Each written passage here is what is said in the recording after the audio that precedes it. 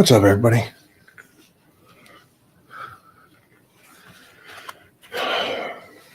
Little beta owling this morning. Kicking in now. All right. Jeffy, throw a little before and after up there. You see a banger? You just want to start with nothing great. I'm moderate. Save a great for late. We'll work back to front on this one, okay? Well, so late. That's a banger though. That's a great one. That's a great one. So, But all you do is great ones. What are you gonna do about it? look at the transformation. That there, folks, is 12 weeks. No way. So this is also just one of those aspects of where somebody's body is functioning correctly to jump into the nutrition to where there's this kind of a change. And then it's on top of it, us staying ahead of the body plateauing. So it's a combination of two things, doing it right, not just doing it, and the body's working with us. So Why do you keep saying us? well, because I'm handling the nutrition and training. And no matter how good I am, if the tool that we're working with is broken, no matter how bad we want it, my friends, no matter how bad, it's a slow going process. It's a frustrating process if the tool's not working well. And so in a case of a lot of people, unfortunately, it's not. There's another great transformation. Right. And this guy, after we got him into the shape, then we filled him back out another 3 months after this. And it was amazing because he had that kind of size that he has on the left here, but with the hardness of the right. So it was a great combination of a 6-month process, which seems like a long time, but it was dieting for 3 months and then reversing out, which we call the reverse diet, for the next 3 months. And it just looked incredible. Absolutely incredible. Let's hold off on those for now. Mm-hmm. Take some questions as we are rocking and rolling. Beef or bison? Exactly. That's the great thing about it, right? Yeah. And there is the reverse plan if. Yeah. So if you guys are already in shape and you've made it and went through that transformation, then reverse out. That way you maintain and keep so much of the effort that you put in. The appealing part of it, right? Because off season is, again, you want to be able to be happy in the off season as well as you do in contest shape.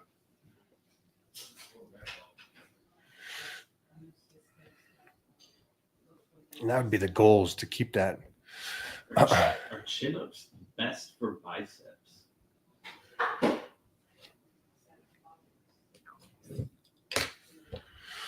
Next. Common one. Is that a common one? Biceps. Everybody wants the pipes. Because of the Mike Mentzer video? Oh, that probably just made it worse. Can you speak on the importance of lifting weights slowly and controlled on the negative portion of the movement? I sure can. We all can. There's the man. How you guys Hey, doing? Stud. What's up, man? We're rocking and rolling. We got some good ones already kind of coming up here. Oh, nice. You want to try that one right there? Sure. It says, all right.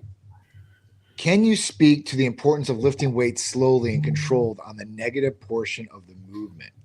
It's super important, I think. I think the 3-second rule, 3 seconds up and 3 seconds down, and the negative portion, I think, it's tremendous. Like time under tension, and I think it's very important. I think it's not even just at that, but like ligaments, tendon wise, like going down slowly on the negative, I think will help build that too. I mean, that's just what I'm thinking. Yeah, I think it's great for beginners. They can learn to control the muscle contract the muscle, have that mind and muscle connection. What I don't want you to do is just assume that that's the only way to lift. Right. And I see already there's a few questions, and it's, steak or bison. Great thing is you can have both. Yeah. Lift slow on the negative, 100%, but also learn to lift fast. Yeah. Explosive. Yeah, explosive, move through it. And I'll go as extreme if you're healthy, if you're in that range of still wanting to be athletic and stuff. There's aspects of catching bars and pushing through it. It's like the old school training. It's some great Russian techniques on explosion. And again, judo is an explosion thing, and the techniques that they use for that is the level of speed. But when you're in the gym and you're catching weights, or you're dropping and catching weights, and all these things are great too. So the slow is great, mind and muscle, but also athletically do all of it. So I think explosion. I think it's important too, and you learn how to shift your momentum too, or turn it on, turn it off too as well. So there's a lot of benefits to that. Yeah, I think I guess, John, is my point is all methods are really have their place. Sure. And and more than anything, they have their place in your timeline of life. So just keep that in mind as well. I know that it seems like it becomes a training principle becomes a religion, kind of like religion. It's like, this is the way. And like nutrition, it becomes like a cult mentality or a religious mentality. What do they call it? It's this is the only way to diet. This is the best way. No other way. It's like, well, you got a long life. There's a lot of different factors to these things. Right. Be smart about it. Use it for when you can use it. Like for you, I'm assuming you're cautious on shoulders. So cautious, super cautious. But Chest, shoulders. But you could blast legs. Yeah, legs are fine. I mean, and I've been hit by a car and the whole 9 legs, so legs are fine. It's just that's shoulders. Different than when you're 20. Yes. Oh, big difference, huge difference. I mean, I was more, obviously it was a lot easier and carefree when I was doing that. But yeah, I mean, no problems back then compared to what I have now for sure.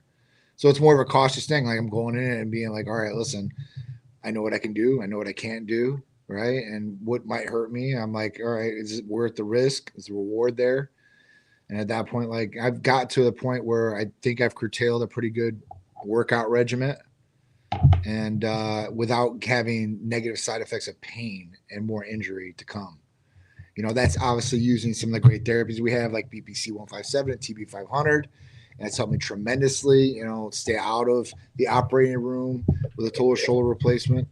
So, I gotta, put some love there and give some credit there. But, I think the movements and stuff like that, you'll find, because people's bodies are structured a little bit different too, as well. Sometimes, especially if you have injuries and stuff like that, you might have to adapt to whatever the exercise is too. Please. As well. So, yeah. Today, just a side note for everybody that's watching, we went to 5 sets of 20 on exercises. So like 5 sets of 20 on inclines, bench, and then cable crossovers and so on and so forth. Now, again, 5 sets of 20, 100 reps. You had to do 100 reps before you're done with the exercise. So okay. 235, so 5 sets, 5 sets of 20 at 235 on incline, and it felt great. But imagine the speed is what it is, but it's in control.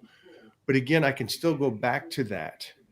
And so just FYI for everybody out there, it's like, you'll know what you need to be cautious about. And then there's times to have fun and do other things. But just because our protocol normally is a very low range does not mean I don't at times implement crazy numbers. And it's basically just That's- make sure the body is aware that we could still have to go to this level. You got to bounce it Right. around. Right. You're not just Keep it one guessing. dimension. Yeah, you get into a rut, and you think that this is my leg workout, same thing all year long. Mhm. Yeah, You're you gonna gotta find change it this. up. Yeah, got to do it. Look at Jeffrey All on right. it. It says, Mike, I've been training for 2 years and gotten great results. However, I feel like I plateaued in some lifts. How can I break these plateaus? Should I follow a program and change my routine? I think you kind of answered his question there.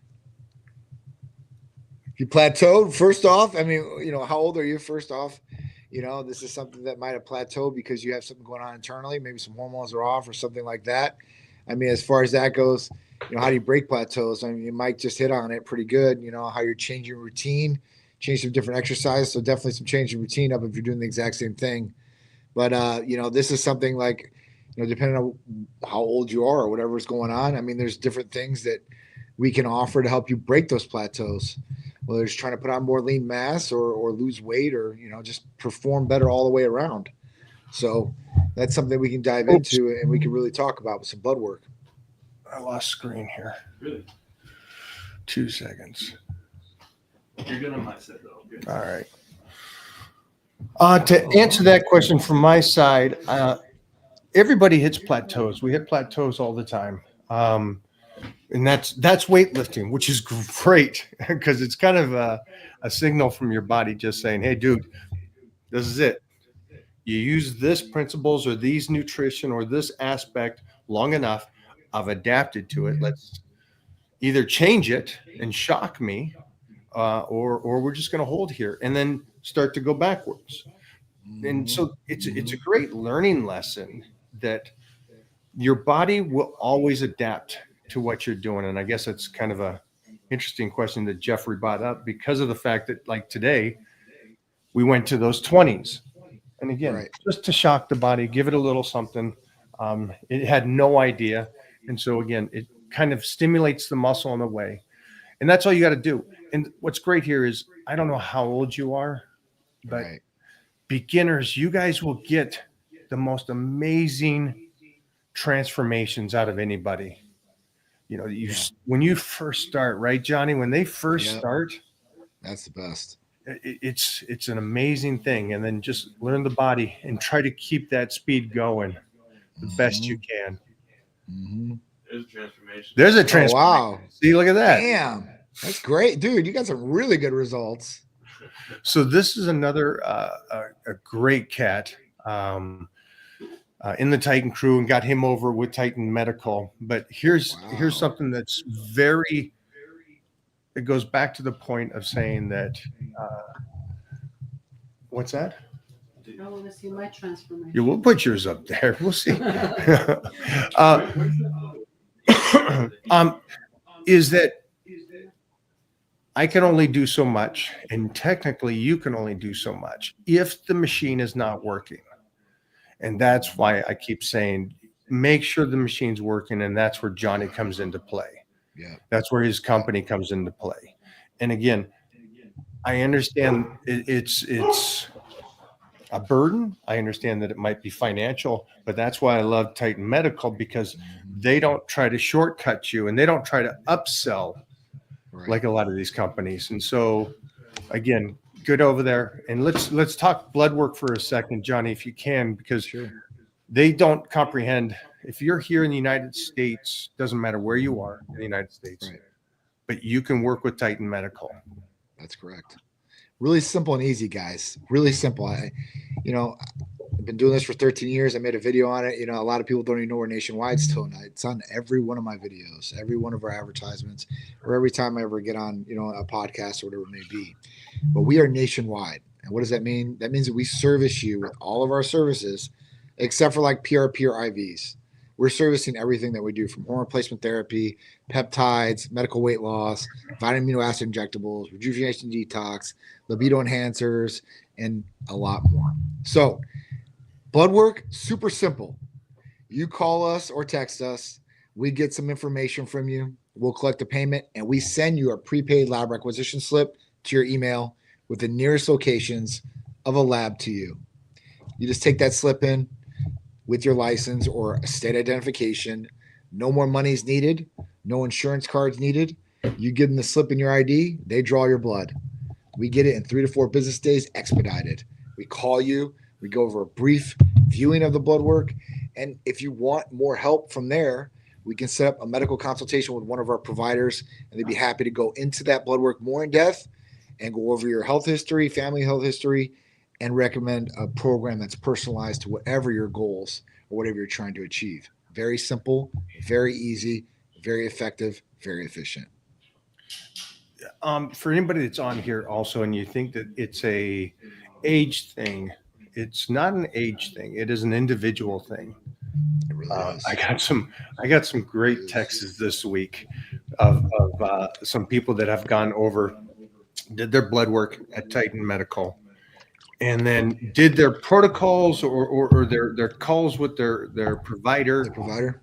and they gave them the updates. And then these people are going, today's day 1. I'm pumped.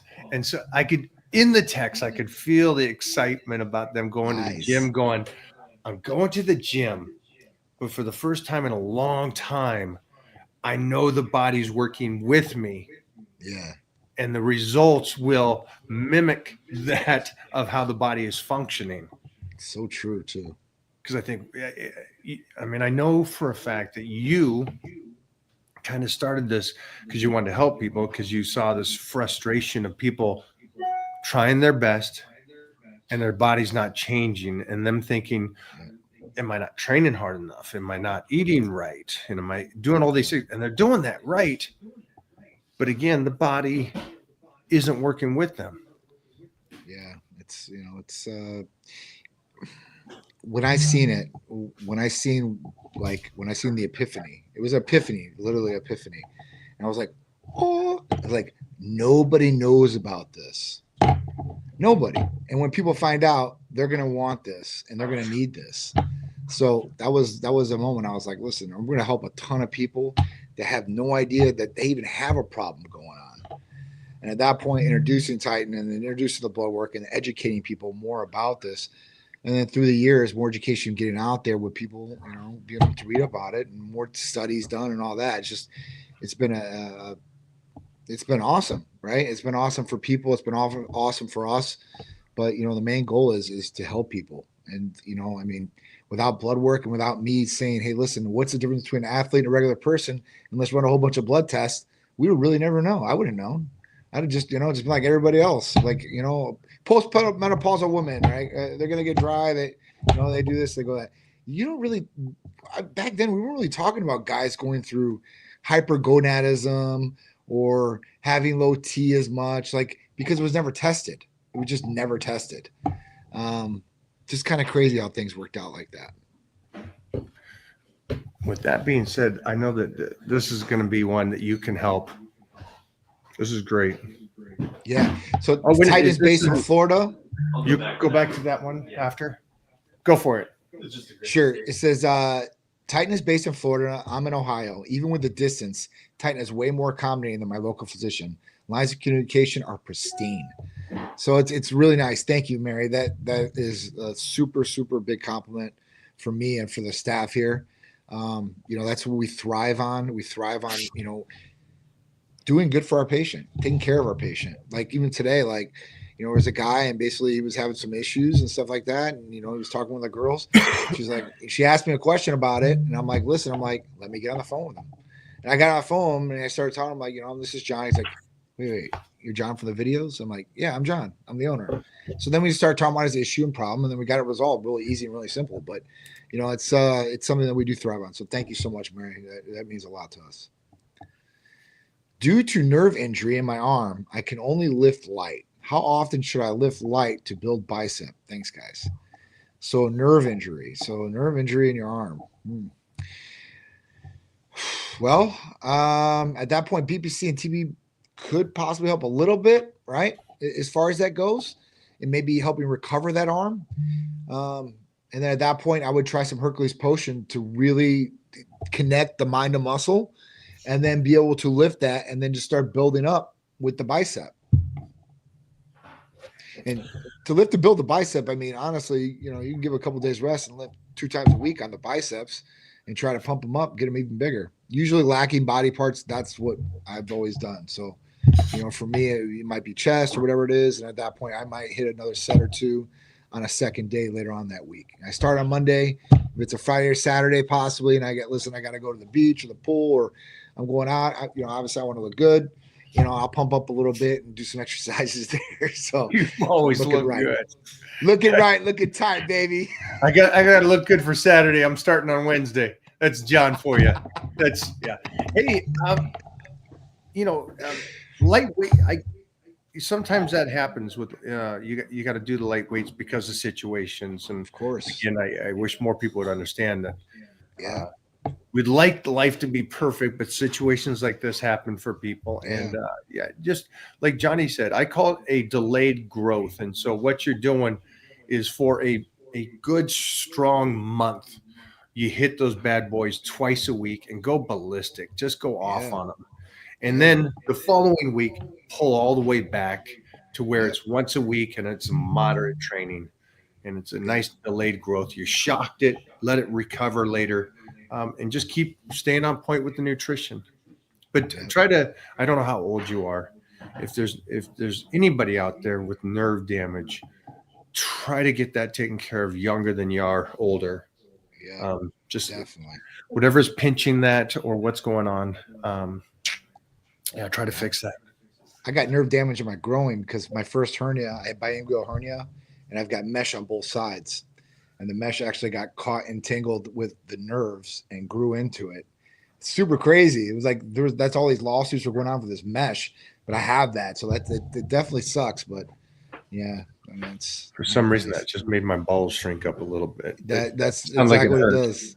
It hurts. Zach Jones, hey guys, just turned 42 today. Happy birthday! Testosterone was at 280. Womp, womp, womp. Urologist started me at a test prior 0.75 a week of a 200 milligram bottle and 50 milligram tab of Clobid. That decently safe? So yeah, I mean that's decently safe. You know, the only other thing that I would look at with this is, and that honestly, that's really good. I haven't really heard of too many urologists prescribing testosterone with the gonadal support of Clomid. But the only other thing that I would look at is the estrogen levels. You know, at 0.75 a week of 200 milligram bottle, I mean, you know, you're talking about 160 to 180 milligrams of testosterone, depending on how far you pull. And at that point, you know, you might get some conversion into some estrogen. You might not. That's the thing about this. And I was discussing with the gentleman earlier that everybody's different. Some people convert a lot more in estrogen and more estrogen sensitive than others. So it really depends on that. So my recommendation would be, or not my recommendation, what I would think to do is just monitor your estradiol. So if he hasn't ran the estradiol test on you, have him run it. If he doesn't want to run it on you, come to Tight Medical Center, run it, right? And then you can take it back to him and show him, like, hey, listen, because I've had patients do this, right, where they get their testosterone from a urologist or a doctor writes it. And obviously, I'm not going to be like, no, don't get the testosterone covered by your insurance. Come to Titan and we'll take care of it. If you can get your testosterone covered by your doctor, and at that point, you're missing the missing components of an anti-estrogen, an estrogen blocker, or gonadal support like the enclomiphene, then we will supply those other components. So if you're getting testosterone covered, great. Have your insurance covered all day if you can get it. And if you need the other things, that's what we're here for. And we can blood test too to make sure that we're dialed in on the numbers too as well. It's great that it seems like that's a good doctor. Yeah. Yeah. You know, I think that, listen, there's enough research and data now, right? And trials that we know that testosterone is safe, especially if we're not overdosing testosterone, right? But this guy's 42. Just imagine that. 42 is he's a pup. And to be at 280 at that state, like that real man strength age and stuff, and to be living at a 280, depending on his energy and everything. Yeah. You'll be good now. You'll definitely be good. See, but this as a 22-year-old is 400 tests low. Yes. You know what? We did a great topic last Friday, and I got to give credit to Drew for this one because he pulled the topic. He pulled the average testosterone level from every country Every Oh, country. yeah. Wow. And it showed the average for every country. U.S. And it is the showed that lowest. Huh? no, actually, we're not. Brazil is lower than us. And if you can Who? believe that with all those big butts out there, Brazil. They're like in the 300s. So They like get all the United sun in States the was like world. That's 434 as an average. And these are natural people, obviously, because if we went by HRT, I think we would kill it. But at that point, United States was like a 434. Canada was a 404. That's why they're going to become the 51st state. And then, sorry, I had that in there. You know what was pretty high was Croatia, natural in the 700s. That's what their guys. I mean, so, and there was this other Uzbekistan or something like that was the highest. And it's just crazy. All Eastern, most of those guys were higher. When you got into the Western Hemisphere, all those guys were lower. And then when you got to like South America and stuff like that, those guys were a little bit lower than us too, some parts. Wow, that's So for a 22-year-old, you need to call Tex Titan Medical Center. Because at that point, like we can help you get it up with like enclomiphene, like try to naturally ignite your luteinizing hormone and your follicle stimulating hormone, your FSH and LH, to try to get it working. So you're at least at a 600 or 700 naturally, but with enclomiphene, you'll probably go up to a 700 or 800. nice, Johnny. What do we got going on? Because I know that you have some new peptides. Yeah. Talk to us. Yeah. So the biggest, baddest GLP-1 has dropped. Retatrutide. Retatrutide is another GLP-1. It's in the GLP-1 family, but it differs from the predecessors of tirzepatide and semaglutide. Semaglutide has one active ingredient, right? One receptor that's working. Tirzepatide has two. Retatrutide has three. Best thing about retatrutide is, I mean, on all the trials that they've ran, it's been 100% all the way through and through of people losing weight.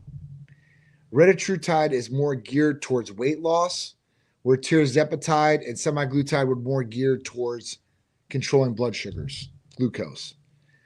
Retatrutide still does that, but at that point is faster and more effective than tirzepatide in almost half the time in the weight loss effect, with no nausea like the other ones. So this is truly a game changer. It's going to replace tirzepatide and semaglutide because it's going to be way more effective and faster. And if it has less nausea or no nausea, it's going to be a game changer all the way around. So retatrutide is the new one, just dropped this week, therapy of the week. So at that point, we're taking, patients on it. So at that point, a ton of people are getting on it. So when we release the newsletter Monday, it's always the therapy of the week, and usually the phones are just slammed with whatever it is. This one is doubled that. Let's put it that way. That's how big of a game changer this one's going to be. Who's this best for? Who needs this? Because there's a couple aspects there, right? This is somebody that's obese, overweight that needs this. Will people use this if they need to lose 10 pounds? Yes. You'll see people that do it. Just like Avril Lavigne, right? She was talking about how she got osteoporosis from using Ozempic. Well, she probably didn't need to lose no weight. She just wanted to be skinny, and that's why she was taking it. I think that there's other things that we have in our arsenal before dropping the nuclear bomb on you if it's only 10 pounds or 5 pounds. But I think when we start getting over 20 and 30 pounds, this is going to be somebody that it's optimal for. It's going to be somebody that, we can help them curb their appetite, lose weight in a healthier way. And at that point, I think it'll be effective, for those patients. Like I said, there's going to be people that 5 or 10 pounds that want to use it, but the more people that need it are going to be the people that have a lot more weight to lose. What's the difference between tesamorelin and sermorelin? Great question, guys. You guys are firing today. I love it. All right, so sermorelin is like a dinosaur. Sermorelin was made back in the day, and sermorelin was going to replace growth hormone. It was going to be more safety effective, and it was going to be able to work almost just as good.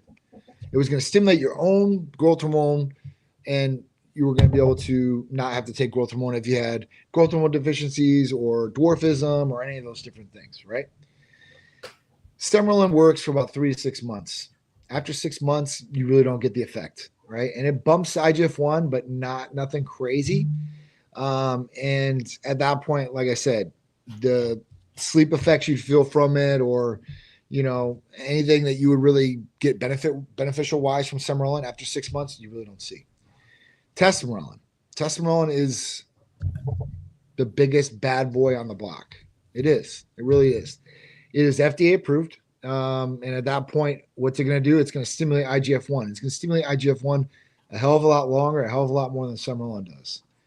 The other effect that separates from all the other GHRHs out there, Tesamorelin goes after visceral adipose tissue, so belly fat that's surrounding your vital organs. This is that stomach lining that you really want to get rid of. So Tesamorelin is the creme de la creme. Semerelin, to me, is going to be your bottom basement, right? After Semerelin, I would go with CJC with Ipamorelin, and then I would go with Hexarelin, and then I would go with Tesamorelin. That would be the order of, this guy's the, I don't want to say the worst, but this guy's the lowest on the totem pole, and this guy's the highest on the totem pole. Would it be smart for somebody that hasn't done this, start with some the dinosaur, I guess you would say it, or go right to Tesamorelin? So they could go after the Tesamorelin. It really doesn't matter where they start. I don't think it really matters if the person's just starting or not. If they were like, oh, well, I don't want to, the biggest thing, the difference between Tesamorelin and all the rest of them would be the price point. The price point's a lot higher in Tesamorelin. It's just a lot more expensive. It is what it is. But, if they were like more on a financial budget, what I would recommend is, or I would say, I would be like CJC with IPA. CJC with IPA is the upgrade to Semerelin. It consistently works. You have two different peptides that are working synergistically together, which is awesome. And the half-life. So the half-life of CJC is a lot longer than Semerelin. That's why it works a lot better. What is your opinion on using Nandrolone as an addition to HRT for someone with injuries? Example, 100 milligrams to 200 milligrams. So listen, guys, I think this is a great method. I really do. Nandrolone, we were so against for so many years, the providers and everything like that. And the real reason I think the providers were really against it was because everybody that wanted at that point in time wanted to get big, right? They want to use Nandrolone for purposes that we're not going to be able to prescribe them for. But, as we went along, obviously, I think that if somebody does use Nandrolone properly with a therapeutic dose, then I think that it could be very effective in helping alleviate some injuries to a certain extent. It's not going to heal injuries, but like if you have shoulder problems, yes, it's going to create a more lubrication in the shoulder. It's going to mask it for a little bit. It will help you get through some of the pain. So yes, we are prescribing it for some patients depending on what's going on joint pain wise. Now, That's the only way to use it. 50 milligrams or 100 milligrams. I wouldn't go 1-to-1, or I wouldn't go any other higher, because that NOR19 is going to. So I don't know if Nandrolone does that. Nandrolone is going to make you like that. NOR19, definitely. Don't want that. And they call it Deca. I've heard that. Yeah, that's what it is. You can Get up tell and go. Kelly that one. Yeah. When to decrease calories intake during fat loss? Well, you decrease them over time, right? You start going down a little bit. I don't think you should go too far down, but you start going to a calorie deficit for fat loss. Yeah, you just listening to your body. You're staying ahead of it, plateauing. Yeah, that's what you're doing. That's why the study of it's not a certain time. Could for one person be within a week, and another person could be 5 weeks. It's an amazing thing how the body works. A lot of this is about staying ahead of the body. Most of it's about staying ahead of the body. And here's the unfortunate part. They don't think that way when it comes to TRT or peptides. They think, or blood work. Yeah, they think that is when the issue arises, then I'll do it. When it's there. And it's like, well, now you have to fix something instead of staying ahead of it and making sure it keeps working. Right. How do you say that to somebody that's, and I get it. I was 20 and 30 and I thought I could wrestle a bear. So I fully understand the concept that you feel invincible, but being smart. Like this 22-year-old kid, good for him to find out that at Yeah. 22, that Yeah. maybe he did something before that's triggered it now. It's why it's so low. So Yeah. again, go.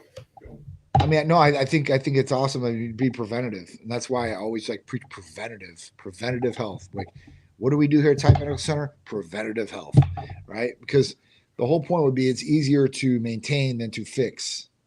And Western medicine has everybody trained that we don't fix until it's broke, right?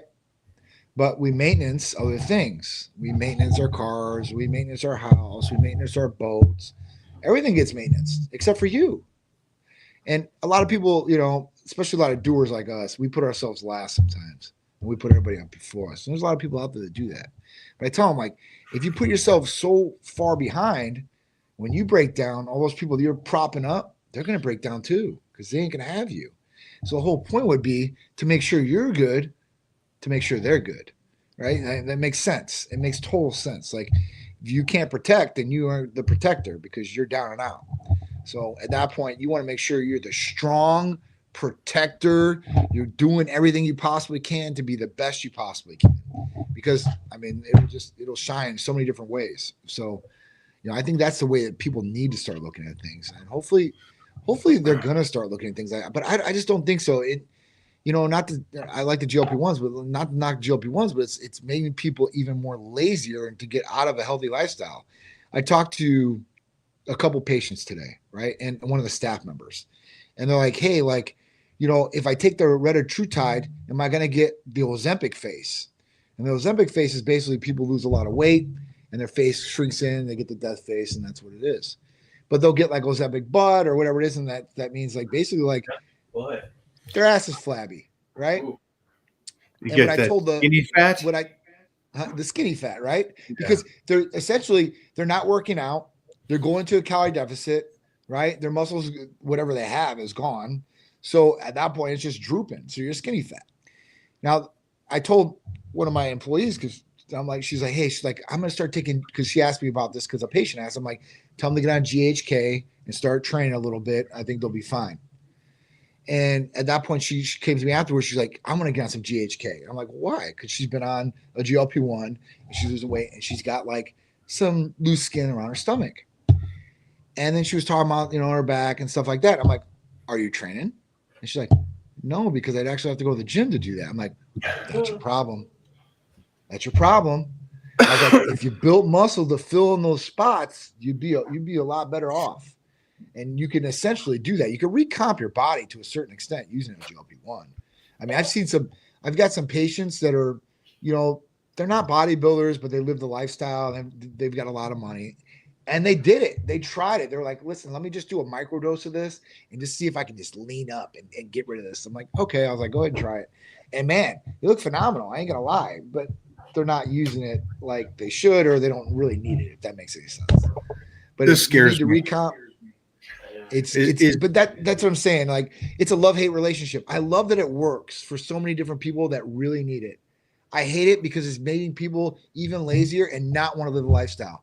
Because the whole time I've ever preached to Titan, you hear me every time: food, sleep, right? Doing the right things. And at that point, changing your lifestyle. And these therapies will expedite results or help you feel better doing it. But now it's like, hey, I can just take this shot every week and I don't got to do shit. And I'm like, I mean, I'm not going to lie about, oh, you're not going to lose weight because you're going to lose weight either way. But I'm like, is it going to be the body you really want? Right. And some people like, I just want to lose weight. I don't care if I'm skinny fat. I don't want to weigh 280 pounds. I don't know. It's just, it's kind of crazy how it is. Like I said, it's a love-hate relationship with that. I'd hate to see a legit athlete starting to take it just to get in that better shape. Extra, you know. I mean, listen, it makes your insulin like perfect as far as releasing. I mean, there's good things with it that I think performance enhancing is there, but somebody that doesn't need it, I don't think that they just really should need it, I guess, if that makes any sense. So before we keep going here, one of the earlier questions was staying ahead of the game, right? We got to stay ahead of the game. And that's why I kind of say, well, maybe you don't need any peptides right now. Great. Or TRT right now. Great. You should have blood work. But it's Definitely. interesting mindset that if somebody sees a rarity, it gives them hope, which is great. And I love this idea. Stay with me on this. And when you see somebody like Robbie Robinson, that gives you hope. It's like,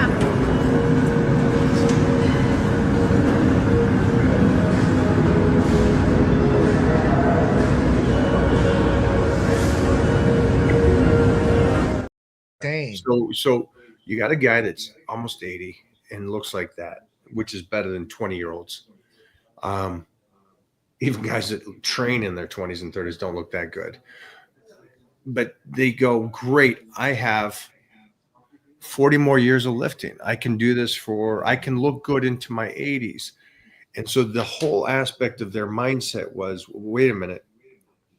You mean because he's training at almost 80 and looks that way, you can do that without the effort, all the glory, no blood? I don't understand the mindset there. Yeah, no. It's instant gratification. That's what it's about. Get it to me fast. Get it to me now. But The hard work is out the door. lost. I don't see the bridge between get it to me fast. He's done something consistent Yeah. through his life, and that's why he's able to do it here. If somebody is out there and they're like, well, I can in time do that, it's not going to get easier. It gets harder and harder and harder. And so I think that's the point that John is showing you and I'm showing you, that get the blood work done, start the preventative, because there's going to be a time where it's not preventative anymore. And then at that point, you still have to go forward. Just because now you're hitting the injuries and you're hitting the owies and you're not recovering, you're still going to have to get in there and train and keep moving. So Sure. Johnny's helping you get there in a much better Safer, process way. and giving you a better physique as you're doing this, and a healthier physique as you're doing this. Absolutely. Longevity. That's key. All right. Eli said, I see now they have the Wolverine in spray form. Is it effective as taking an injectable? So obviously not, right? We know that intravenous, which is like an IV, is the best way to get anything into the blood system because it goes right in the bloodstream. Injectable is going to go in the muscle, right? And at that point, it's going to get into the bloodstream. That's going to be a lot faster and way more effective than some spray. And at that point, is it a topical spray or a nasal spray? Because I've seen it in both. Topical, I would say, maybe you're hitting some areas. It might help maybe a little bit, but probably not nowhere near as an injection. The only other way that I would say an oral form would be if it was a stomach issue, an ulcer, or something of that matter, then that would be okay. But injectable is going to be your top way to use BPC 157 or TB 500. The sprays and all the other stuff, I mean, I wouldn't use it. I don't think it's effective at all. I've tried some of the different things and I've got no effect from it. I don't like shooting things at my nose anyway. So, all right. Aminos are the way up my intake and feel better and stronger than I ever have in a while. Well, amino acids are key things in our body and run so many different things, right? I mean, just think of peptides and sequences of amino acids. I mean, it's key. Aminos are so important.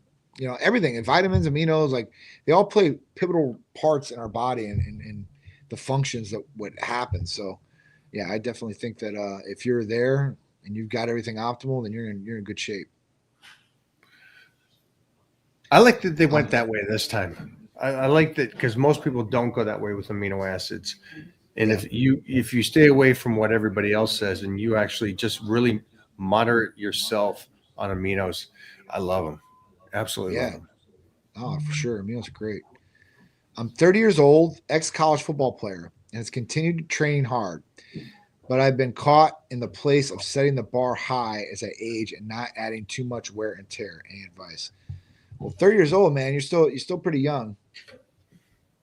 I mean, how, as far as setting the bar high, I mean, You know, I mean, too much wear and tear. I mean, that would be a waste, but you still build your body. I mean, at that point, especially at 30 years old, especially if you're an ex-college football player, so you know the conditioning function, you know how to train. I mean, you know, it's just a little bit of different training, I guess, that you're going to be used to. What does he mean by he's been caught in the place of setting the bar high, Yeah. not adding too much wear and tear? So, yeah, listen to your body. Obviously, you played college ball, so you don't need to technically train like that anymore, right? And you got the idea, which is longevity.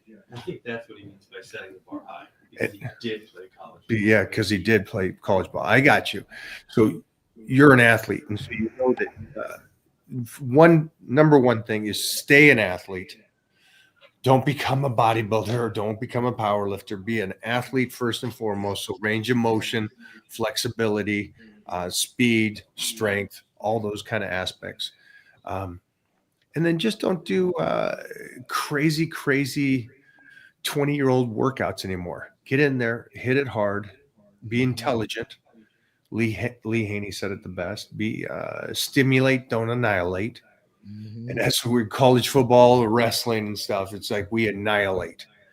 But we have to go and see what our mental limit is. And that's why we train like that. And then I like that you played college ball. Keep that level. You know what I mean? Keep that level that you did, kid. You're 30. You haven't even hit your man strength. And that's in another 10, 15 years. So I'm proud of you. I'm proud that you keep that bar high. And I wish more people would do that. He's not the guy going, you know, hey, I was strong then. He's like, no, I'm going to stay this way and stay at a level. I like that. That's Nice a mindset, job. man. Hey, Mike, I'm 15 and have been lifting for a year or two. I put on muscle, but also fat, but I'm worried about stunning my growth with a cut now. Dude, you're 15 years old. I gotcha. Yeah, You know, I gotcha. you're 15 years old. I would, at that point, at 15 years old, I would worry about eating food, good, clean food, and training hard. You know, you're talking about cutting at 15 years old. I don't think cutting at 15 years old is a good thing. I don't think, unless you're like, listen, if you got a lot of fat on you, that's one thing, right? You want to lose some of the weight, but you know, if you're training, you put on some muscle and you're fat. I mean, how much fat you got on you? How much you weigh at 15 and how tall are you? That would give me a great, you know, a vision of what it is. That is nice. You know? Also, if you're 15, so there's a good chance you're right in that prime puberty stage. Mhm. And if you are, I would wait until you're done with that explosion of size and height. And then remember, if you're going to diet, you're doing it for 10 weeks. 10 weeks, 12 to the most. That seems so short. 5'10", It seems 160. short, yeah. How tall? 5'10", 160. Yeah, no, do not cut. That's what I'm saying. Do not cut. Definitely not. You don't need that. Definitely not. First of all, you're gonna gain, everybody here, I don't know what world you live in, you're gonna gain fat in a surplus and muscle. You mostly at this age, do not stress. You're gonna keep growing. So there's a good chance you're 5'10" at 15. There's a good chance. And again, at 14, I was 5'9", and at 15, I was 6'2". So there's that explosion in height, and that summer where you go away and then you come back and you're a monster. So keep eating. You're 160. You're not holding much fat.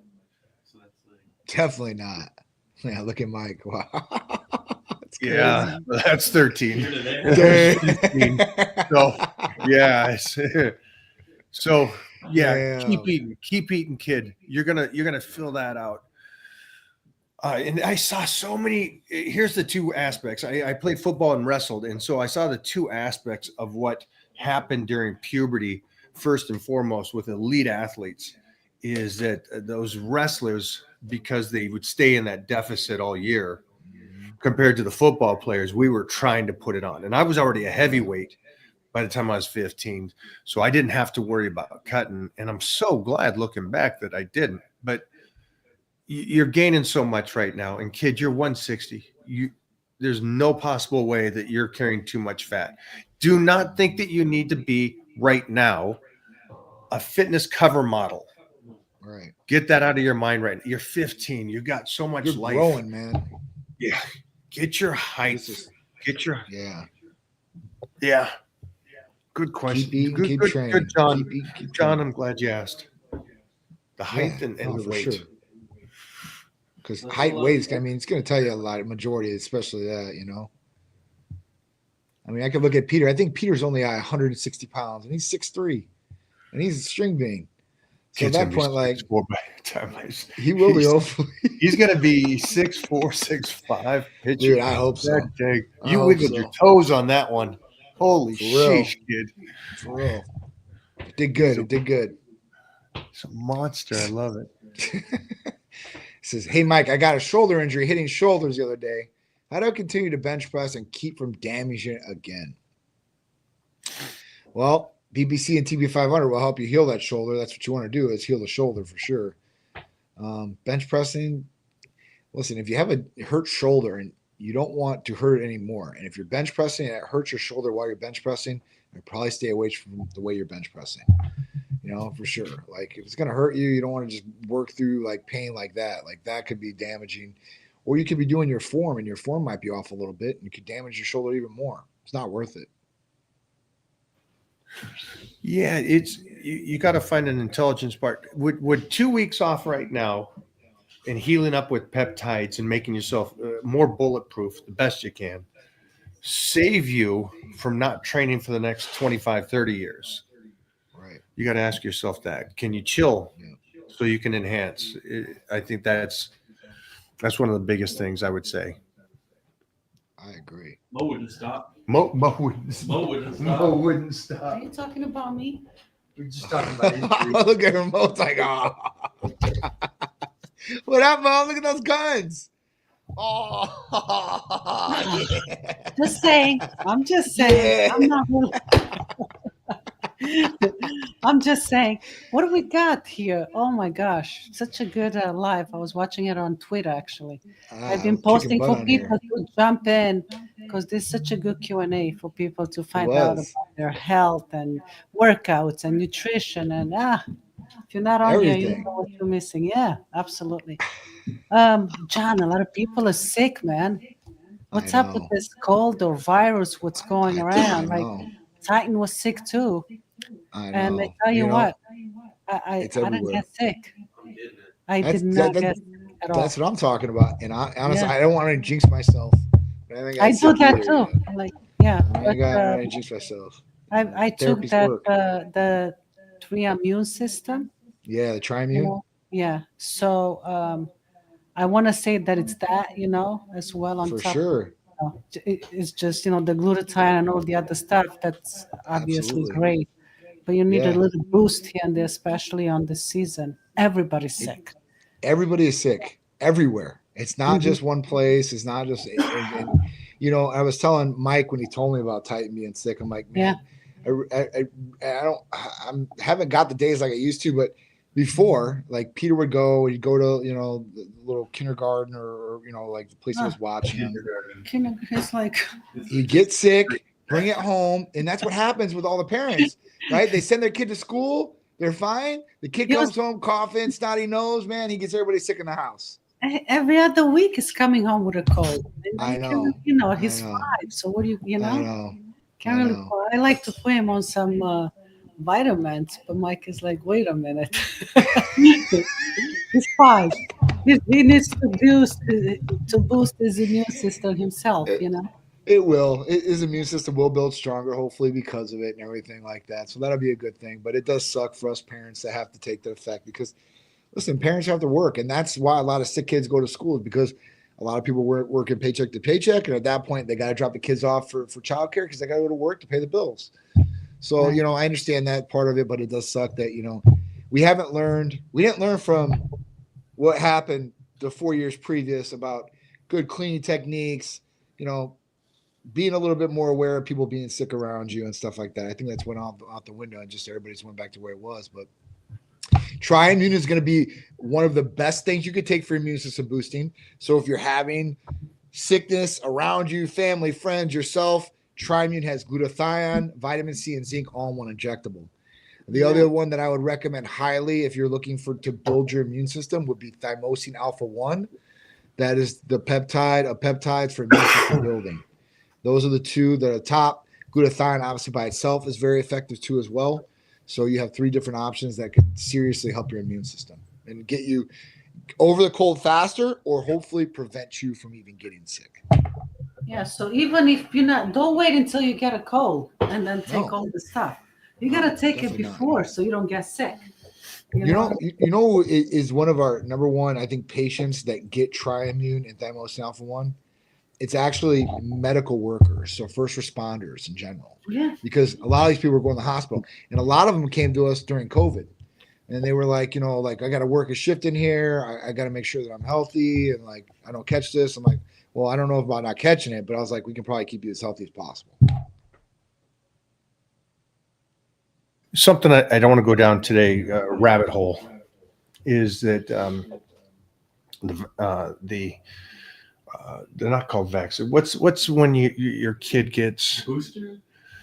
Well, I guess it is vaccinations. I guess it is vaccinations. So twisted over the last Yeah, sorry. Yeah. But we were doing research this week, and I was interviewing a couple doctors, and they were talking about it, and the level of damage you can cause to your own DNA. Yeah. I know. And I'm like, hold on, I you know, your DNA is such a powerful thing. I don't think you can damage your own DNA. And they're explaining this stuff, and I'm just like, I want to go deeper into this. It's freaky to me to think that they can set you up and damage your kid with all these things. And yeah, so I don't want to go in a rabbit hole, but man, it's just it hurts my heart to realize that that's the medical field that we're at this stage. It's really scary. It really is. You know, listen, I think that some vaccines have a place, like maybe polio or something like that. But they're trying to add more and more vaccinations on those schedules. You know, I've read, you know, because RFK has obviously been against vaccinations.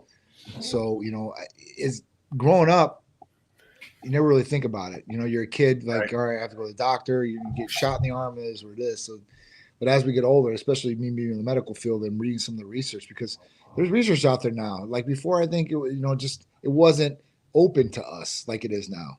And at that point, seeing some of the different things like autism and all these different things that they're linking to some of these vaccinations, I think it's kind of scary. I think it definitely needs a second look for sure.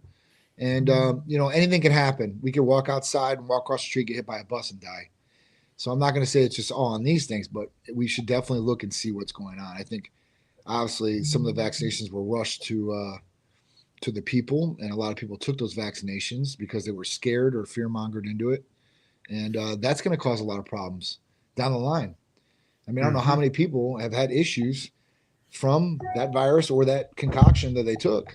I mean, you know, there's just a lot of data. We're going to see in the next 5 years, we'll have all the information on the table of what really happened, what we've been injecting ourselves and all that. I mean, kids are one thing, man, for sure. Like we should definitely be looking after our kids and our kids' health for sure. And hopefully some change is going to happen. The consequences to all that, because I sit there and I go, well, you know, if you got vaccinated or you got the boosters, that has nothing to do with me. It doesn't affect me. Well, if I end up at the hospital and I need blood and this person, it was the whole, it's like, wait a minute. It takes me back to when they were giving blood with AIDS and HIV. And it's, wait a minute. Oh, this hurts my heart and my brain. I don't want to. Yeah, but that's the reality of it. That's where we're at, folks. And, you know, the other point to what you said is damaging DNA. A lot of people, the exact same statement. I didn't think I could damage my DNA. Your DNA can definitely be damaged and definitely interrupted to a certain extent. There's different ways that you can repair or help your DNA too as well. And some of these different. Let's go into that. What kind of insight do you have on repair? Sure, like protecting DNA and stuff like that. So when we talk about Yeah. So we talk about like oxidative stress, and we talk about some of these different things, and some of these different things can damage your DNA. So what can help? And we looked at a couple different things. Some things you're already taking. Glutathione is one. The other one is NAD. It works on the cellular repair level to help not have your DNA damaged. So if you're taking glutathione, you're taking NAD, you're on track, right? You're gonna be protecting yourself from a lot of different things that are out there. I'll look into some more because there's actually some more peptides that we're going to be releasing that will specifically focus on this. It's mitochondria and DNA are some of the most important things, and that's where we're going to start focusing some of those different treatments onto as well. So as they come, I will. But glutathione and NAD are going to be your way to go right now. I love it. Because that's for those parents out there. We get asked a lot, nutrition and training, and especially training now. It's like one of the big things. But peptides and strengthening these kids so they can fight against this world that they're moving into. So your parents, I hear you. I listen, and again, feed them, raise them as warriors. Yes. I think Dana White's interview is probably the greatest, talking about if you could raise an old school cat nowadays, that kid's going to rule. It's going to dominate in the world. For sure. And that's what we're raising. To reclaim. Yeah, your boy's a savage. And I guess Mona just told me Titan's first tournament is this Saturday. Awesome. So we get to go see him walk out there and do the little see that in action and stuff. And that's I'm gonna just be awesome. As a father, I just want him to go out there, have fun, do his thing, roll a little bit, see if there can trigger on some I don't know what the word would be, a switch, just a switch to go, okay, that was fun and games. This is something serious. Let me get the head right. Yeah, let me turn it on. We will see. We will see. That's super cool.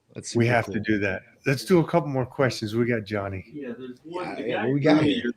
Asked about the TRT. He had a follow-up. Okay. This was the guy that went to his doctor and got. Oh, okay, great. Yep.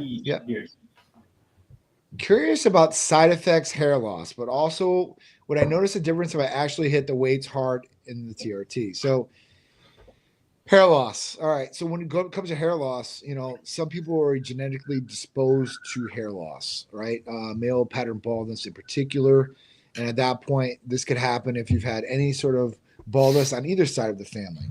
Either if you're male or female, it doesn't matter. If your dad, your grandpa, on either side, you're at a higher risk. If both of them had it, you're at a super higher risk, right? Naturally. This is without going on TRT or hitting the gym or whatever you want to say. It's just naturally going to happen.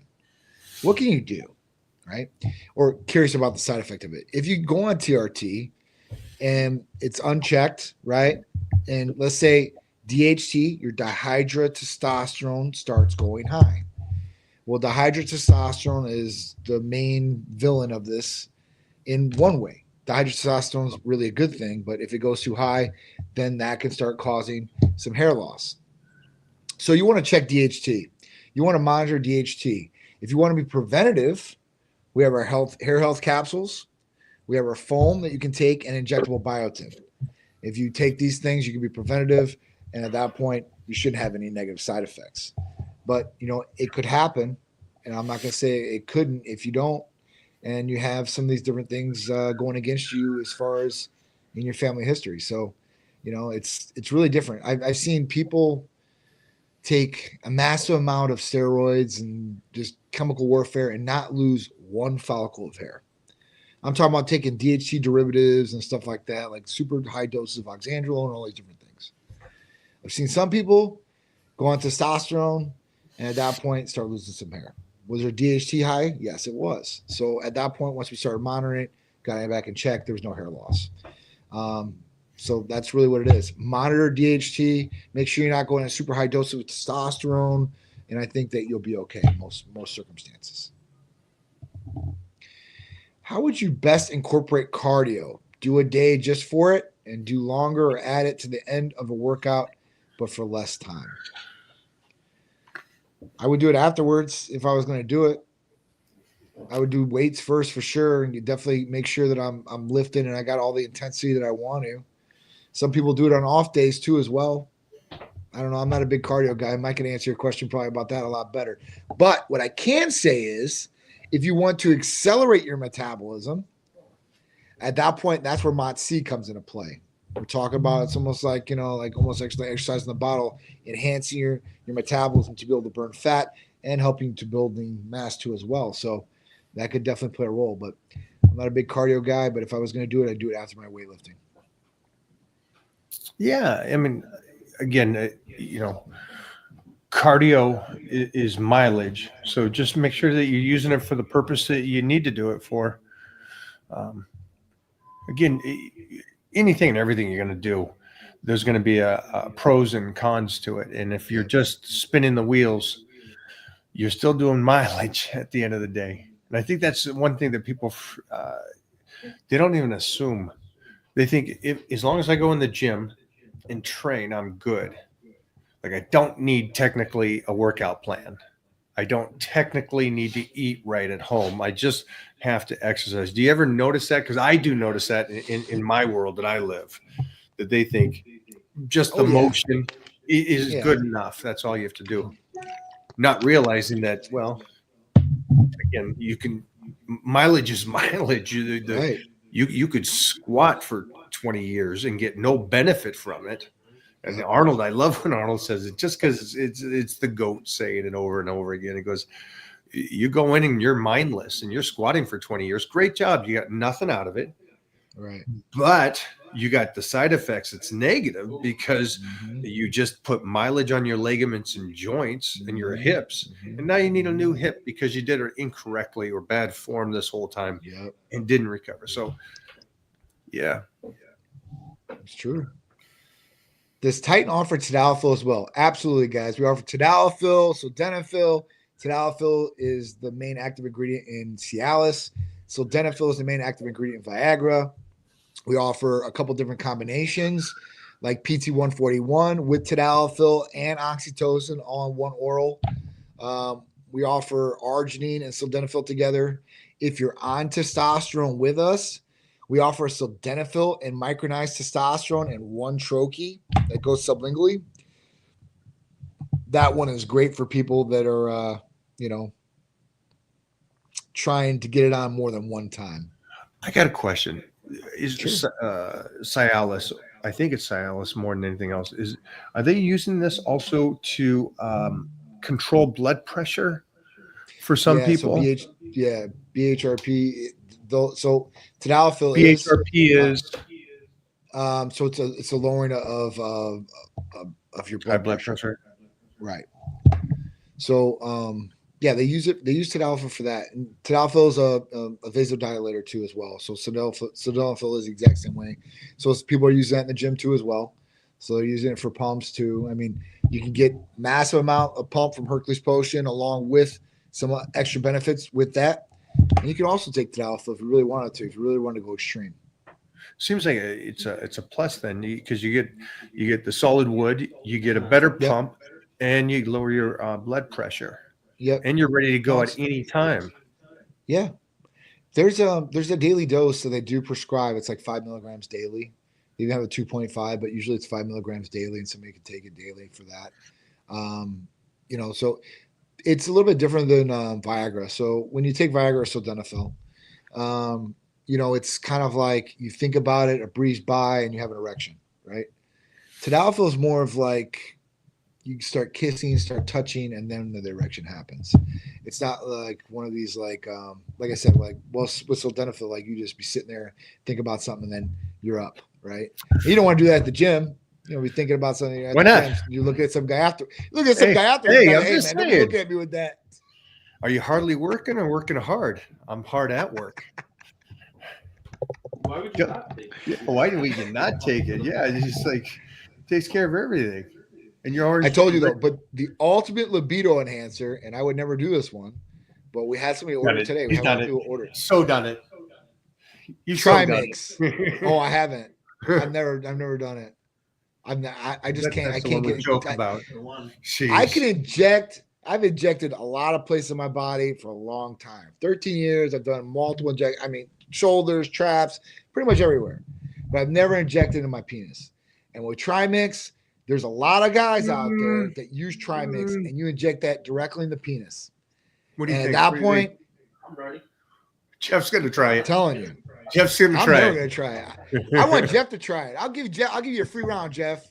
But we got to line up some girl. We got to Send it to my place. Definitely do I'll it. make sure Jeff gets it. Don't you worry, With that folks. though, if you're gonna go on the Trimix Avenue, we send Oh. out the antidote with it just in case. Because Don't if you send go that over 8 antidote. hours, you're gonna be. I'll make sure my girl has her friends ready to go. I agree with him, though. I agree with him in California. I'm sure. It's been a crazy couple weeks here. I'm sure it's been nuts. You know, it's not going to get any better for a long time. Hey, Mike, hope you're doing. You're an inspiration to me, hero. What's the champion's mindset? At least for you. Wait for Johnny. Wait for Johnny to get clear. We're back. I hear. We got you. Yeah, I got you. Yes. We just bumped into a little hiccup. What is the champion mindset? That you know that you got one go around. That's it. So how do you not get freaking absolutely psyched knowing this is it? I mean, it's as simple as that.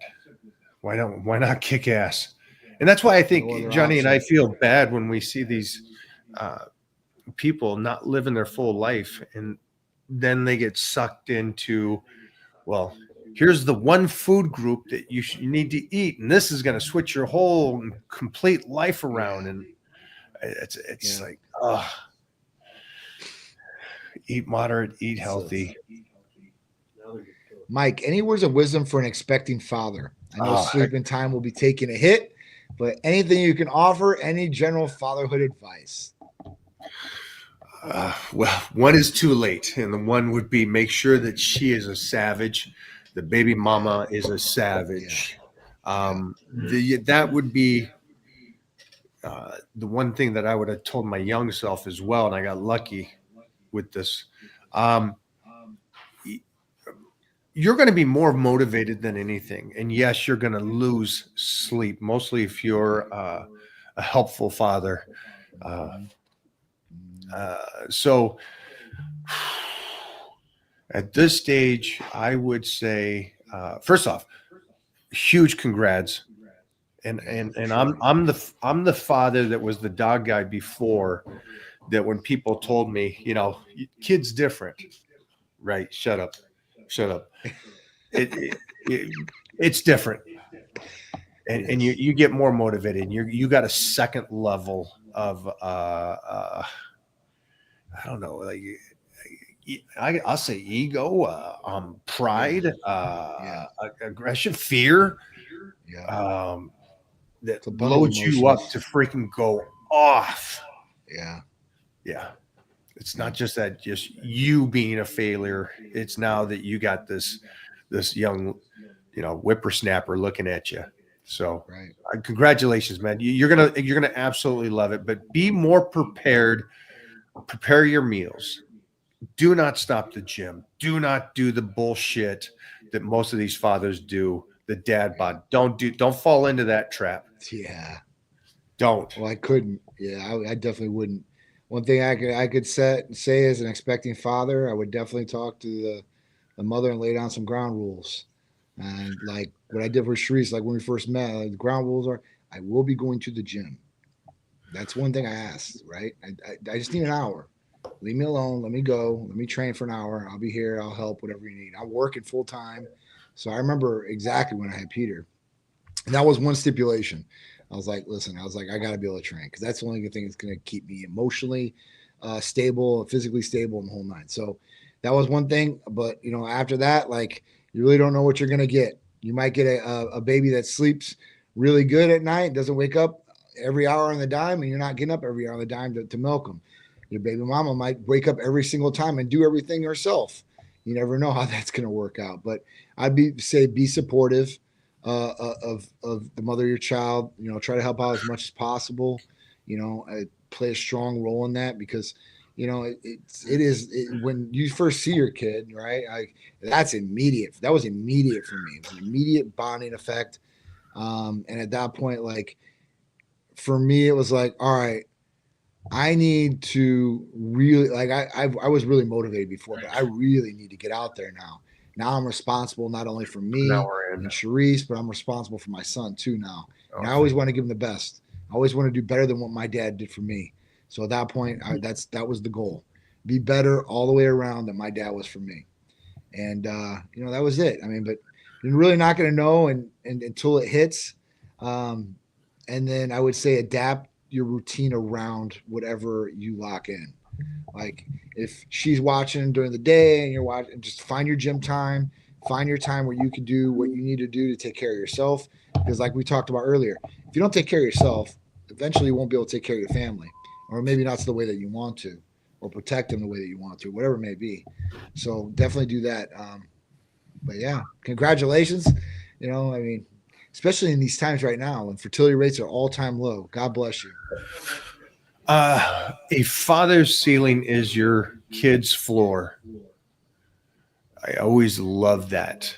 That's good. And so think of that. And then Johnny's right. Now, see, Johnny, I know I got extremely freaking lucky, but I chose to be an old father. And so the maturity level was there for me to have a talk. Actually, I didn't have a talk.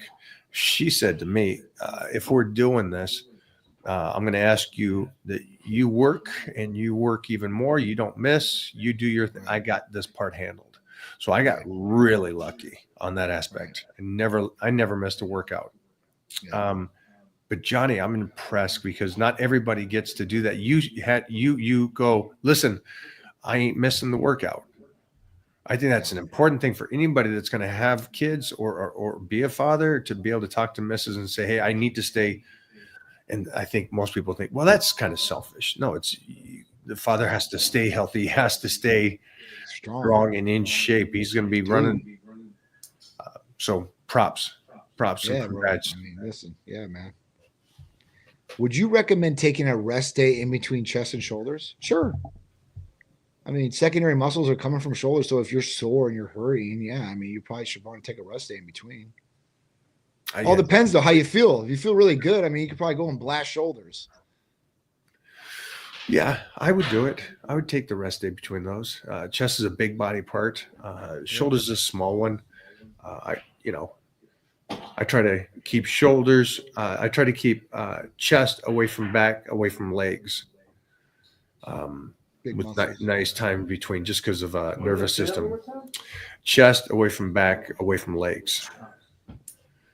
And then I'll dip in the other body parts in there. But again, yeah, it's a lot of torque on the shoulders. And you may not feel it in your 20s and 30s, and it may come play in your 40s or 50s. 50s, yeah. So your so true, form, guys. Your poor form on deadlifts that you don't think are bad, they're not bad when you're 20. You're just setting yourself up when you're 50. That's yeah. Johnny, do you got to go? No, I'm good. I'm good. We get one more for you. Sure. Can you cut carbs completely, or do you need them to gain some muscle? I mean, you need protein to gain muscle, right? You should have some carbs though. Cut carbs, I do want maybe a cut, but I don't do it to gain muscle. I eat carbs. Oh, these guys, they read so much. I think that's an unfortunate thing about TikTok and Instagram. That's terrible. Yeah. Yeah. You need your. They just want to cut them completely. Live You- carb free. You need your carbs. If you want, Johnny's a solid rock of a man. He's got his muscle. We can play. Yeah. I could fast and keep my muscle. For Sure. you to develop it, you need carbs, guys. You need carbs. Holy guys. cow! You guys are listening to these people they look like Greek statues, and they're going, "I'm carb free." Oh, that's how I'll do it then. Even go back to Rez when he was getting size with these other guys that walk around at 5% all the time. They had carbs in their early careers. They Mhm. ate. They took in a good amount of Mhm. calorie intake. Don't run away from that. There's going to be a time that, unfortunately, you're going to have to remove them, Mhm. and you're going to have to lose them because of age and what your Yep. body's doing.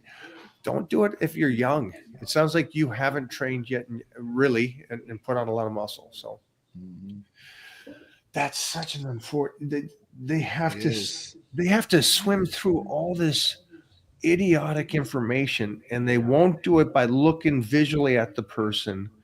No. They'll just take what's in front of them and go, "This is it's Jay Cutler did this bicep workout for the Olympia." Mhm. Who cares? And now they're gonna swim. Who cares? They're gonna. That's the best arm workout. No, go back to Jay Cutler at 17 and what was he doing? How did he Mhm. develop this clay mass? That's the Mhm. workout you should be asking for Mhm. you. And none of you guys are doing that. You don't dissect and go back to the beginning of Starting it. point. Yeah, You look at it's true. Robert Robinson eats chicken and broccoli. Ha! You eat well, then I'll just eat chicken and broccoli. He's 78 and he's been training for 65 years. Yeah. Right. It's like, You got some homework to do. you got a little homework. All the glory, no blood. That's the poor part of it, though. It really is. Like, you see it. Like, people don't want to work for things. They don't have the work ethic to do it. They don't want to invest the effort. It's a sad thing. But there are a small amount of people that still do. And those people are going to clean up like we've been talking about. They're going to clean up.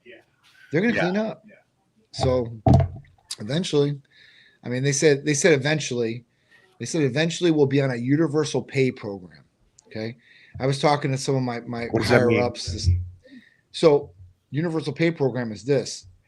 It's going to get to the point, and I've talked to some of my buddies, and I couldn't believe he was even telling me this. And they're like super high up in AI, right? Super high up. These guys are fucking mad rich. And they're like, listen, like what's going to happen is AI is going to take over and do all these jobs. And there's going to be no use for any money because these jobs are all going to get done by robots. So we're going to be on a universal pay program where people just get money and that's it. And they stay home and that's it. And there's nothing to spend the money on because the robots are doing everything and AI is doing everything. Elon Musk talked about this briefly, and it's out there. It's just kind of crazy how it's going, but that's where they're going with it. Do you recommend How frequently do you recommend donating blood on TRT? Just based on HNH or in set intervals like every 6 months? So it could be dependent on the person. There's some people out there that their HNH, the hemoglobin hematocrit, and the red blood cell count goes high, and it converts, and it goes high 2 or 3 times a year. And at that point, they need to donate. What would be the best standardized? Every 6 months is usually a good time to donate blood. That's great information for these people. Yeah. But that doesn't mean that you might not need to go beforehand. That's why you monitor. And if you're getting side effects like fatigue or headaches, at that point, you want to check your H&H. All right. This one says, Mike, you're 56 now, but why do you work like this? Like it's still day one. For you, like you don't have a solid legacy already. Keep it up. That's amazing. Great. I appreciate that, but I don't have that mindset. It's always day one. It's a white belt mentality. Yeah. Doesn't matter what That's I did awesome. yesterday. Only matters what I do. And then back to the father that was on here earlier. It's like I'm lucky that I have this. I don't know what a partner to travel through that's 5 years old right now, and I want to be like my father was to me,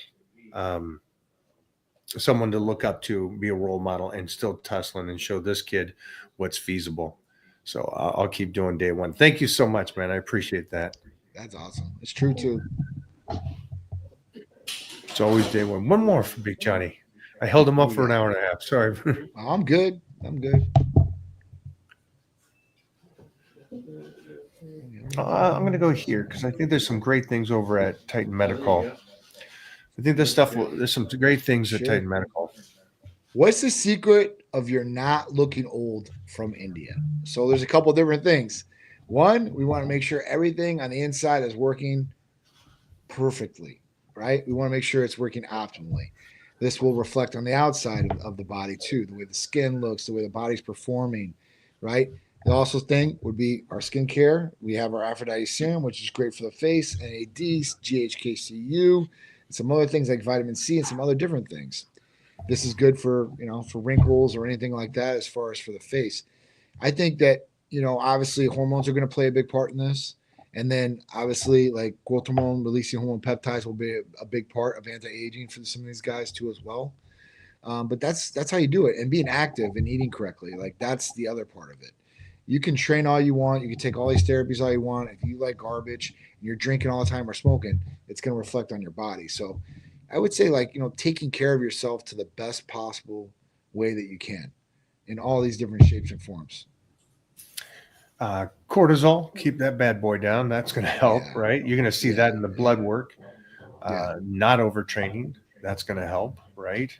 And then, like Johnny said, there's a plethora of things over there to kind of help you because you don't want to just visually be youthful.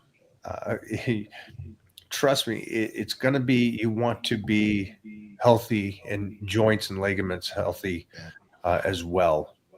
And again, muscles secondary. And yeah, that's my 2 cents. Johnny, thank you, brother. I appreciate you guys. Thank you guys so much. That was a blast. I'll talk to you later, bro. Bye, buddy. See ya. Always good. Always get a good Johnny in here. As for the people talking about California, I do agree with you. I'm just rolling back up to the top, see if there's any little extra stuff I can answer for you guys. But I didn't. Let's go. What do you got? Our Arnold's press is worth doing. Do this. Get one in. What? Yeah. No, I need the answer from you. I need it right now. Because then I need to know if it's worth my time to go in and do it. I think they're fun.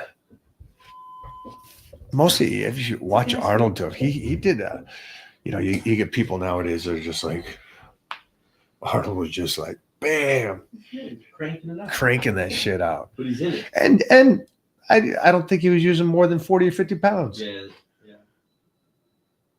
But the way he trained shoulders, the side laterals, the front raises. I like the side lateral where he's hanging off The bench. dude's nose. Yeah. He was talking about, and I love this aspect, he was talking about flies and that he would try to get such a stretch that his hands would touch the floor. Nice. Now, that's extreme, Nice. and it's a metaphor, I think, somewhat. Yeah. But he has some long arms. Mhm. He has great limbs. His limbs are great because he's got this short torso somewhat, and then he's got these long limbs where he filled out those arms. That's still great. Have you ever gone sugar and carb free for long periods of time, as in working out without them? You only do that during a dry out. Yeah, and only for a short period of time you do that for a dry out. Oh yeah, the mercury day. Yeah, it really is. Tuna fish and stuff. I'm not, and here's the one big thing is I'm not one that fell into the concept of carbs are bad for you. Yeah, I feel like that question. That's He's talking about like as a lifestyle type thing, right? absolutely, yeah. Going away from it for. Yeah, carbs are essential. You need carbs. Yeah. What is this? What's worse, eating bad while drinking water with every meal, or eating great and drinking soda with every meal? Huh? Yeah. Okay. I clicked it too quick. No. Hey, put up the dumb ones too. I'm okay with that. Regular cardio keeps that jaw nice and tight. Absolutely not. I was gonna say. No. regular cardio would have ended my career. Imagine the mileage of doing cardio and the lifting for 50 years. Yeah, it'd be a cascading effect of just one thing would go, and then cool, now you can't lift heavy. Cool, now you can't lift heavy, so now you can't stay full. Now you can't stay full, so now you're not looking good, and then oof. If you heard what Jeff just said, it's a smart concept. The reason why you want to take blocks of time, so 4 blocks within the year, 12 weeks spans, right? So the reason you'd want to do that is so you take the training up and then bring the training back down, and you set that towards whatever your goal is. But if you're 365 in a deficit, like hypothetically, you had this one diet, you're always in a deficit, you're always training weights, and you're always doing cardio, and you're always doing that. That's a lot of mileage and damage to the body. See, There has to be well, you just said you're going to set those blocks around your goal. And I feel like a lot of people don't have that goal to begin with. So without that goal, why would you have a plan in the first place? You know, like what are you working towards, and how are you going to get there effectively? And that's the number one question in the Titan Crew that we give you guys is, what is your goal and when is it? That way, Mike can give you the proper plan built around that. And it's not going to be, hey, do this, this, and that. It's, hey, how can we get and reach your goal the most effective way as possible? Here's an actual plan that's going to get you there. Not just, I'll go in, do this, see what happens. Oh, yeah, some guys say you don't need to bulk. You don't need to, out of the thousands of people that are in the Titan Crew, there's only a few, maybe a handful of 5 that compete. So when I say goal, I don't mean stage. I mean your goal. Yeah. And you should have a goal. If exercise and training and eating right is just, hey, I'm just going to live this kind of healthy lifestyle, that's great. But again, your body's going to plateau. And then also remember, you're setting your body up to work at a certain level. So yeah, he's just, if I do 5 hours of cardio a week, I train 4 days a week. Well, let's say you're 35. You're going to have to keep that up. Now what happens when you get to 45 and you're going, well, I'm going to drop the cardio now. But you've been doing it for 10 years and your body's adapted to it. And by keep it up, you're just talking about maintaining. Yeah. You didn't even mention That's just improving. maintaining. That's just maintaining. Be smart about this, guys. How can I train? How can I at least try to get the body healthier and try to bulletproof it the best you can with how realistic life is? Keep that in mind. So just do the best you can, but don't go blindly into this and just go, hey, I'm going to go in there and just push it. Mike, how does your mindset towards health and fitness compare to your mindset for your entrepreneur/business ventures? I think very similar. There's things that we're working on now that do absolutely nothing. There's no initial finance gain. There's no initial benefit to it. But I know it's building a foundation for something that in 5 years will set me up for something at that level. So I think a lot of it is a lot of patience. And then sometimes we have to just get busy and get nasty. We got to get the material going or get into the debates. But put it on you. It goes back to, I think, Health and Fitness teaches you to hold yourself responsible for what you're doing. Thanks, man. It's a big one. Yeah. Only you can make it happen. Thoughts on bro splits, which would be the one body part a day routine. I recently switched to deads and back, chest, rest, shoulders, then legs, then arms, then rest. Arms I open up with a close grip bench and weighted shins. I'm just one body part a day isn't bro splits. No such thing as bro splits. I think that's a new age. That's a TikTok term. Yeah, it's a TikTok. That's a Come on, kid's Mike, term. that's a Somebody just said TikTok it. term. You could have called it the Dave split. Yeah. But if your workout's working for you, you'll know. You'll know in a couple weeks that everything's fired up and working. You're rocking and rolling.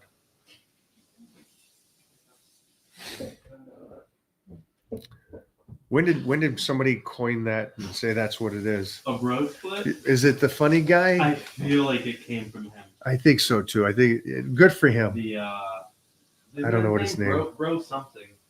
He's funny. Yeah, the guy with the Yeah. New Jersey accent. Yeah. When you're in the gym and Yeah. you're just, I feel like it came from him. I could be wrong. I think so too. What did you guys say in the 90s then? If you did one body part a week? One body part a day. Oh, shit. That's what we called it. Oh, dang. Yeah. You just But- call it what it is. But it's great that they came up with bro splits. It was also like standing in line in the 80s. We just stood around. We didn't stand in lines, and then somebody coined that one. Oh. Yeah. So. Hey, Mike, I heard on an old Q&A that tall guys put on size just as fast as short guys. Can you explain that more? No, I can't. It's just a person's opinion. It's individuals are individuals, my man, tall or short. When you get out of the small circle that you may be in, you'll find all walks of life. There's individuals that gain muscle because they're doing it right, good genetics or whatever that is. And it doesn't matter short, tall. What's up? Yeah, ask. Walking around like he's a grown-up. Yeah. It's the individual, my friend. Individual. But I'll tell you this. For anybody that wants to gain muscle, the more precise you are on a regimen and your nutrition, the better chance you have. You So mean if you do it right, you'll get results? if you do it right, you'll get some results. This is correct. But here's the harsh reality of it.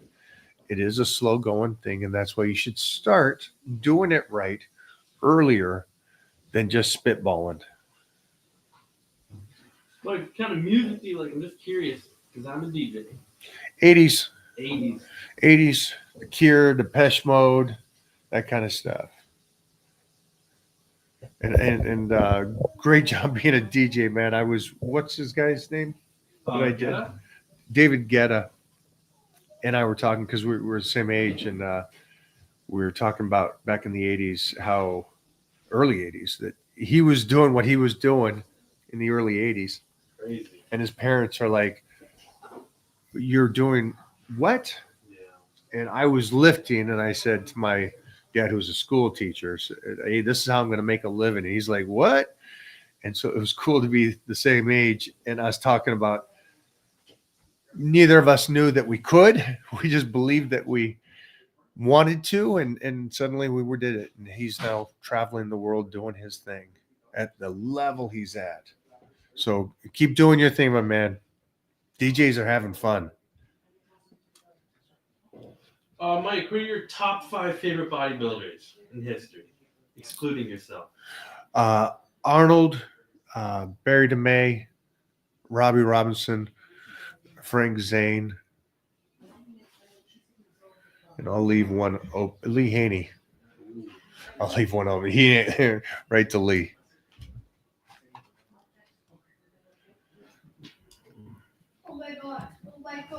Not just because of their physiques, but also because of the fact of their mindsets too, though. Just FYI.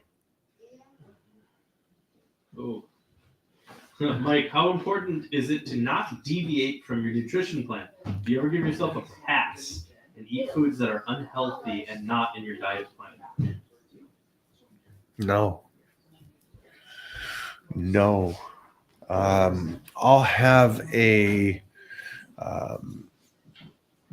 meal with higher calories,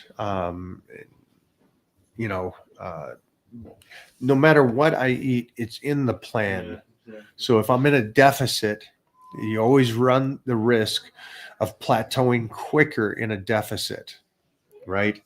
Because your body is trying harder to protect you compared to you being in a surplus. If you're in a surplus, it will just store and store. So you don't need to really cheat on those days. The meals you can have are great meals that you can have on your surplus, your off season, the 9 months. But in the deficit, it's tougher because your body's going to continue to try to protect itself. And that's why you bring in a high day. And so, yeah, you get to enjoy those days. But again, it's not because you mentally want it. And those come on certain days. So you still stay on the plan.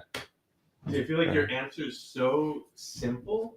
The implementation is hard, but the answer is so simple that it almost, some people will start like coming up with an excuse already. Like, hey, Mike, like on the Blitz, for example, hey, you're going to fast.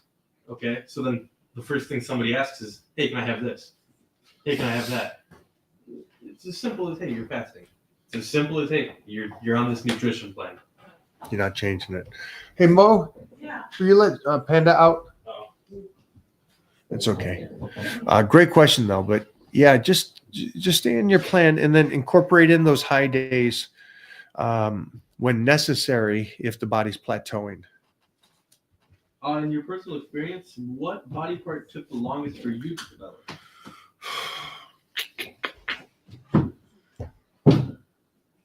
Or were you always ahead of people in like? I think arms. I think the thickness from the front to back was from powerlifting. The developed chest and thickness and roundness of the back and legs was from those exercises. I think they grew so fast that I had to get the arms caught up. So yeah, that was it. And we talked about this early on this show. I did to get the arms stimulated is I did a delayed growth. I trained it so much and traumatized it. And I guess you could go back to like some fun Rich Piana kind of videos, but that mentality, a lot of us did. And that's where he got that from that old school 80s, 90s training. We'd shock it so much for a period of time and then back off. So with that being said, was there a unique cultural gym vibe in the 80s and 90s that you missed? Oh, I absolutely do. Yeah, it was, you pushed each other. You could talk smack. People weren't so sensitive. You had people around you that would critique you and help you. And it seems like if you get critiqued, the difference is this. We were intelligent enough to know that the critique is just that. It's a critique. Hey, this is lagging. Get working on that. And now if you do the critique, today's world is a critique is a disrespect. It's not coming from a place of caring for you, where yeah, in those times it was like nobody wanted to compete against somebody that wasn't at their best or could be better. You wanted to compete against people that were the savages. You didn't want the easy wins. You wanted the real tough battle. You want to go, I beat this cat. This cat's freaking awesome. That's what you wanted in the 80s and 90s. And that had to do with everything. And nowadays they want the easy win. That's when I did that film with Scott Adkins, that's what he said to me. He was like, I need you to hold the gun like this. I need you to do this. He's like, I want you to look like a fucking badass because I'm not beating up anybody. I want to beat up a badass. So that I look better when I beat you up. I was like, yeah, that's But look at the mentality. Mm-hmm. So Jeff was one of the stunt fighters on his Debt collector. Yeah, and he's again one of the very best. And in Hollywood, he's top 10, the greatest martial artist. And so I didn't even know that was him and John Wick. you didn't. It was so good, right? I was like, who's got a fat guy that can move like that? What the hell? He killed that shit. Yeah. So that was get put over nothing. Yeah. Yeah, Mike, eating for me is extremely hard. I can go for hours without eating, and because of this, I find cereal amazing. What are your thoughts? Should I stay away from cereal? That's all he's eating.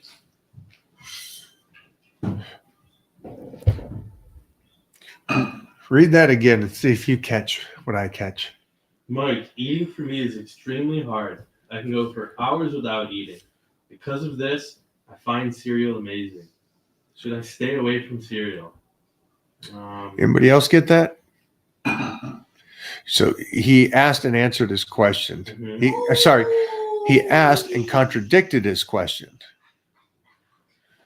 So he can go hours without eating, but then he cheats.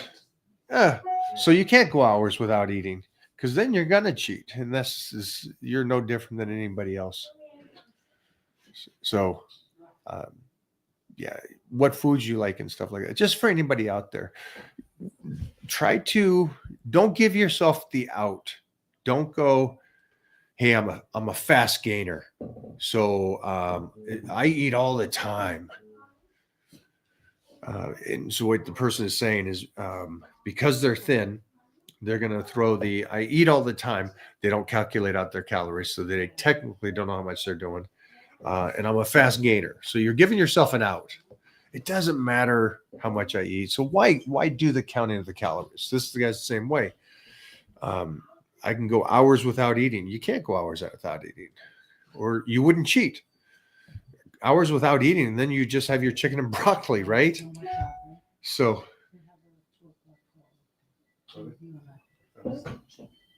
all right, we're out on this one. So just don't give yourself the out. Don't give yourself the excuse. And you may not know that you're doing this, but this last guy did it. Obviously, cereal's not the go-to for using quality food at that time to build muscle. So just kind of write that stuff down, guys. Get on the plan. Get on the plan. Because here's the other thing. He looked very young. So just imagine this. You got a window of opportunity to really get the very best gains in muscle out of your physique at a certain age where you're still able to do this.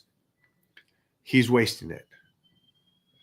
And so are a lot of you. You're wasting it because you're not sitting there going, this is the plan. I know what calorie intake I need to be. And in 2 weeks, I'm going to check it again and make sure it's right again.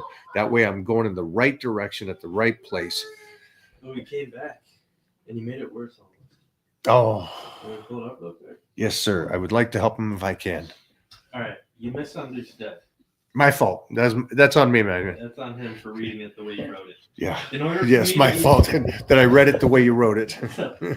In order for me to eat high-calorie meals, need to be small because eating a steak or whatever just fills me up. Because of this, I eat a lot of cereal to get my calories. Okay. I mean, better be Cinnamon Toast Crunch. Cinnamon Toast Crunch. Mike's never had Cinnamon Toast Crunch. You don't know about that. I don't know about that, but I know about 87. Ooh. Oh, this feels good. Let me see that one. Oh, Ooh, how does it smell like? new. So for anybody to keep leveling up and you're in a surplus because you're trying to gain size right now. So what you have to do is just make sure that you're at the right calorie intake and have your meals. Here's the thing. If you're gorged, you're probably taking in too much. There's no reason you would be gorged. All you need to do is be in a surplus. So that's just the main thing. All right. And small meals or a big meal. I always believe the smaller meals are the very best. And then great thing for you that you have the luxury of eating a small meal and that getting you content. That's great because a lot of people, I eat 6 ounces of steak. Oh, yeah, right. I'm freaking starving in 5 minutes. That's the point. It's like this is a good thing for you. But again, yeah, small meals are great. So you're doing fine. And again, anybody here that's doing off season and you're trying to be in a surplus, try to eat the best you can. Try not to throw in all these extra hype TikTok kind of nutrition plans, Rice Krispie trees, gummy bears. What? Guys, it's your body. Do what you want, but at the end of the day, I sure wouldn't.